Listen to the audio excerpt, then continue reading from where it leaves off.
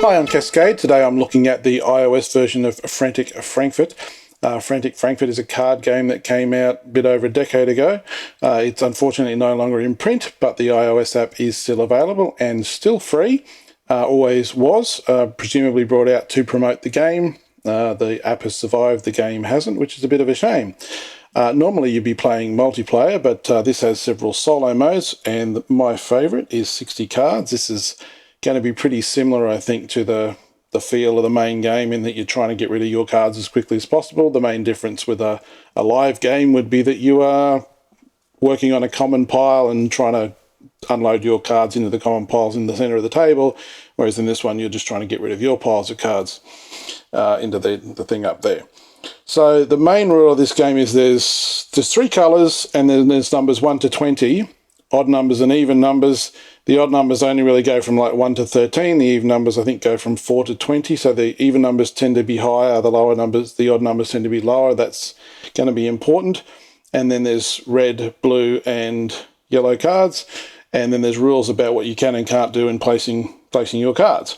So, for example, I can put a different colour if the number is higher. I can put the same colour if the number is going from even to odd. Usually you want to go from a higher number to a lower number because it's easier to climb up the pile. It's a little bit harder to get back down. If you can put a really low odd number on top of a really high even number, that's going to help you manage your cards and get rid of them. So I'm just going to play along and comment as I go, strategy tips, talk about extra rules as they come up, and basically I'm trying to get rid of these cards down the bottom. You draw more cards if you get stuck, and you'll see how it goes. So if I can put a 12, then I can put the 14. You can kind of see down here that you're going to be able to, like if I put the 12, then I could put the 14 on top. So like I knew that was coming ahead. I may as well get rid of this 20, and then I've got this pile over here to work with.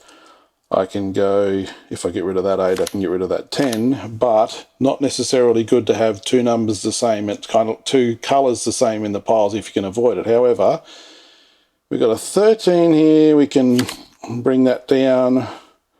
Let's just go ahead and do that as well. So now we've got lower numbers. They're the same, but that's okay because I know that I can go 10, 12. Do I want to bring the 12 back down to a 1? Maybe I'll save the 1 and use the 11. That's good because we can get rid of a 16 and bring yourself down to a 3. I could just plonk that up there because I know I've got the 9 in reserve. So I can always bring that 18 down to a 9, which is not too bad.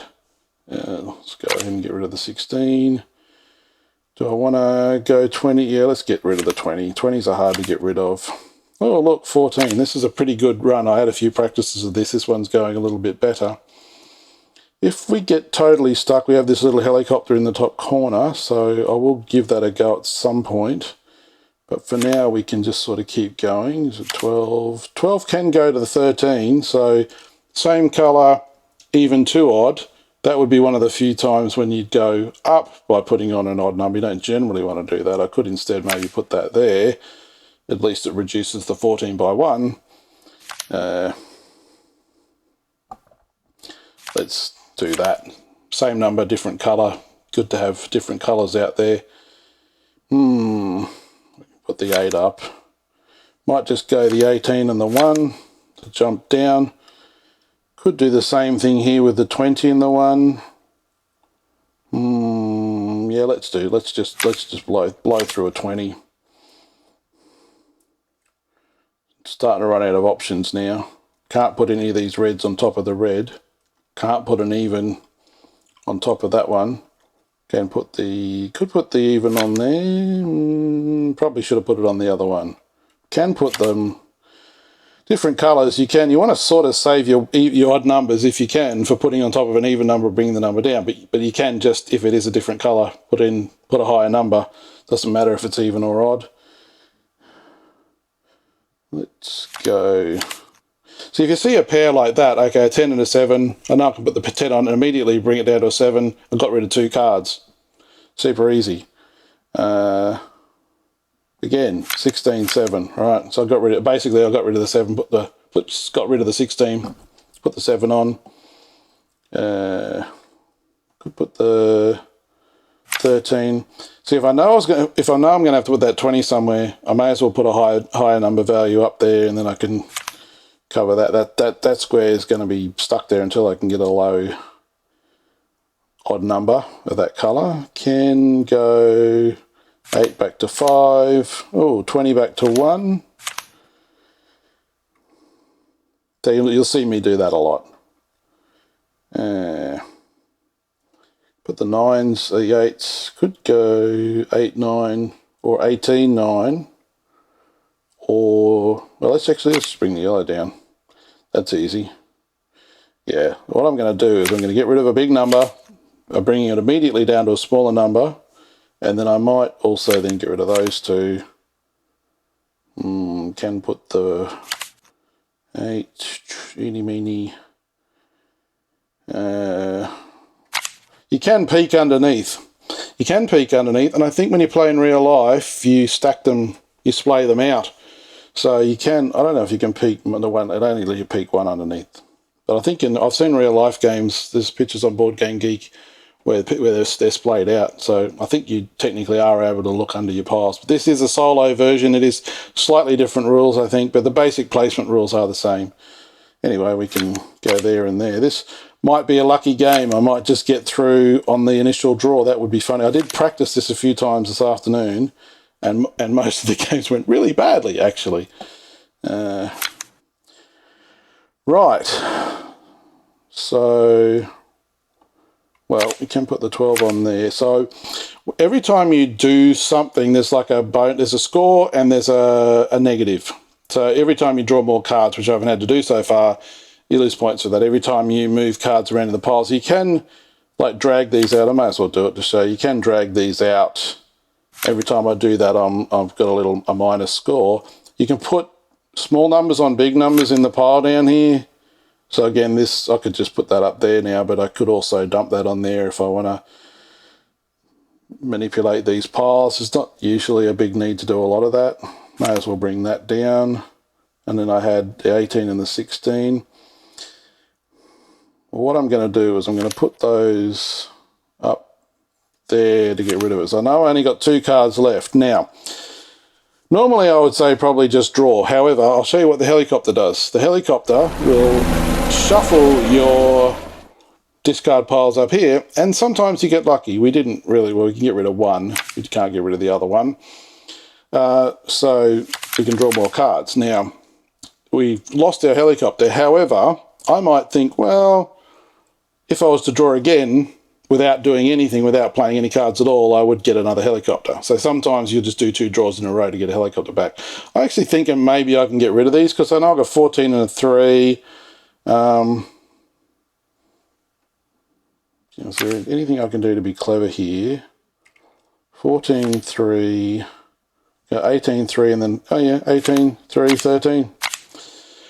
As easy as that. And I'll tell you, I played this 5 or 6 times while I was setting up. I got this, and this is a whole new camera set up for me, and I did not have a game go as well as that. I think I lost at least 3 games, and then there were several games that I didn't play all the way through because I was just setting up the camera.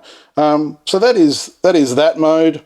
There's a tutorial. The game does have background music. Actually, I'll play you the background music. The only way I can do that is actually to start a game, because you can't get to the option screen unless you start a game.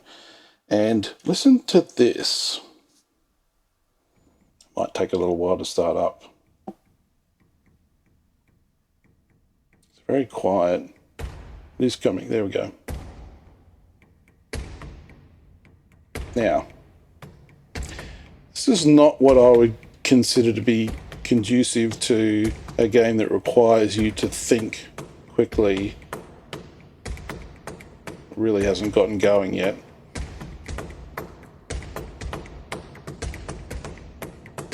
I mean, Frantic, Frankfurt, so thematically maybe fits. Don't know who the composer is. Don't even really know what the style of music is. So far we've just got drums. There's going to be some really crunchy piano coming in soon. maybe I'll just leave that run and I'll go back to the menu. And so there's an endless mode. Oh, here it goes. It's a crunchy piano. This is sort of like modern classical. I don't know, maybe if they call it deconstructionist. Yeah, see, like I can't concentrate on the game. I really can't concentrate on the game with that going. It's actually a little bit more melodic than most of the modern classical music I've heard, so maybe it's a different genre. Anyway, that is interesting. I certainly let's just quit out. Certainly it puts one in some kind of a mood, but not a mood I would think conducive with playing this. And of course there's tutorial mode where it'll tell you pretty much what I've already told you. It's gonna give you all that, discard different colours, higher numbers, all that. And I think that's mostly it. Sometimes, yeah, I can't think. There were some strategy tips that came up when I was running through my practices this afternoon, but have a play around with that. The main thing is going to be, it's easier to go up than come down. The way I tend to play, I want to look for the big drop down, but if I see a pair that I can get rid of, I'll just, boom, boom, get rid of them. Or you run, you might have 3 cards that you can put them up. You can see that. Sometimes you manipulate the piles down below, but I don't tend to do a lot of that. And you'll draw through the deck possibly a few times. You'll lose bigger and bigger scores each time you do that, and eventually the game will either fail or you succeed. And then there's a theoretical high score. You can get 38,000 something. Who cares, really?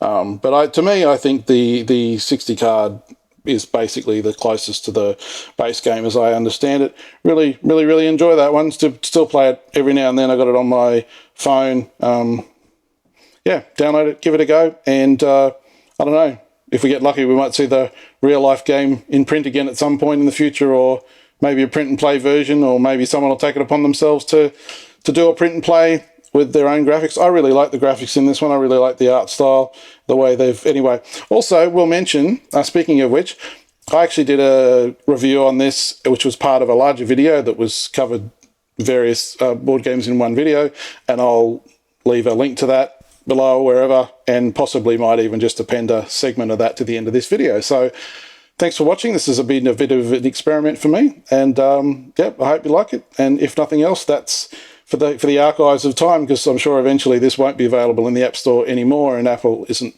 particularly good about backward compatibility with older apps. So this might be just a nice little historical record, if nothing else. So, thanks for watching.